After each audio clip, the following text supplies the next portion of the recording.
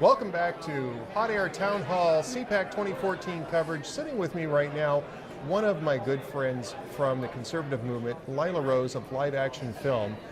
Lila has been a tireless activist on the pro-life cause, and because we're at CPAC, normally there would be a fairly robust presence for pro-life. We're not seeing so much of that this year. There's been some criticism of CPAC this year, Lila, because of that. Is it because maybe there's a focus on the election, or? Well, I'm just glad they let me in, and I'm allowed to walk around. Oh, they love you here, but it's true. I mean, there aren't panels or speakers that are really focused on the most important issue of the day, which is the right to life. I mean, without the right to life, all other rights are meaningless. And so it's a shame that when we're here gathered around important causes and issues that our leaders should be passionate about, should be leading on, life should come first, especially when you consider that 3,000 children a day in our country are denied that most fundamental right through the violence of abortion. I mean, they're slaughtered legally in our country. Taxpayers are funding the biggest abortion chain. That money has gone up over $500 million under the current president and his administration. So these things deserve to be front and center, because we can't have peace in our country and we can't enjoy and flourish with all of these other issues, whether we get our tax policy right or our foreign relations right or you name it, if we're not protecting that first right. All of these issues, by the way, are important issues, and there's plenty of bandwidth here at CPAC to get these things discussed. And in the past, we've had pro-life panels that talked about that. I've been on a pro-life panel here before. I remember that. In fact, I think I still even have the video of it because I was taking pictures and doing the video. But the basic right of life is the basis for the natural rights that we enjoy as Americans. Yes. So you're right. This is a basic.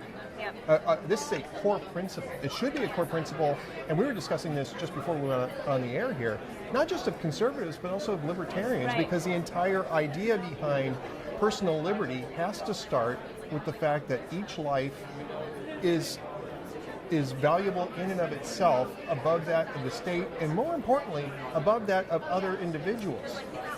Exactly. And you know, we throw up our hands right now. I mean, a lot of the folks here are complaining. There's all these gripes about Obama overstepping, and Obama, you know, the religious liberty is an issue. A lot of people are concerned about, obviously, big government. So many people are concerned about the massive expansion in government through Obamacare. And we're saying, how can we allow these things to happen? You know, where have we come as a nation? And I just think, again and again, of course these things are happening because we've given away, we've conceded the first human right for a whole group of people, a huge demographic, our most weakest, vulnerable children. So when we're banging our heads against the wall over all these other political issues we're upset about, should we be so surprised when we've conceded that vast territory of ground when it comes to fundamental human rights? It serves us right that we're dealing with all of these other issues if we refuse to address the most important issue. And really, we're making gains in this area, if not necessarily legally, although we are making some gains there, but culturally as well. Yes. More and more people are identifying as pro-life. Yes. And it's at this point that we really should be making sure that we have that focus on that undergirding liberty of the natural right to life of every human being, from conception to natural death. Yeah, and it's interesting because right now the Obama administration is the most pro-abortion administration.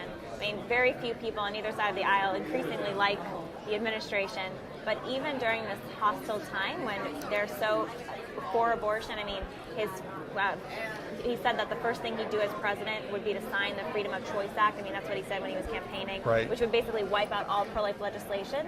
But despite that, like you're saying, more and more people are identifying as pro-life, the polling says, and some of the most historic pro-life legislation has passed in the last 3 years.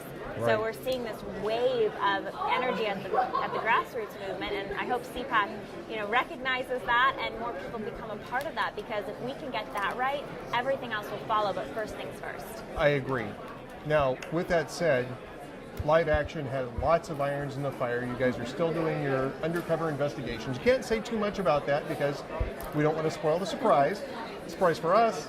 Surprise for a few other people too. Yes. But rest assured, Live Action, it's liveaction.org, right? Liveaction.org. Our news site is liveactionnews.org. Liveactionnews.org. We're on Facebook, Twitter. I'm Lila Grace Rose on Twitter, and then Lila Grace Rose on Facebook. So there you go. You can find that. But other things that are coming up. You mentioned Planned Parenthood. I don't think you mentioned them by name, but Planned Parenthood, the largest abortion mill in the nation, now receiving about $500 million in taxpayer subsidies. Tell us where that money's coming from, because we kind of heard that was getting cut off. Never did, though. Well, here's the thing. $71 million was cut off in the last years after live action investigations, actually. So we exposed Planned Parenthood covering the sex trafficking of little girls. Planned Parenthood covering up the sexual abuse of girls. Planned Parenthood aiding and abetting one worker in Texas, a late-term abortion of a little girl just because she was a girl, a sex-selective late-term abortion. I mean, after 5 months, this baby is almost viable, and they're talking about killing her just because she's a girl. This is Planned Parenthood, who claims to be pro-women.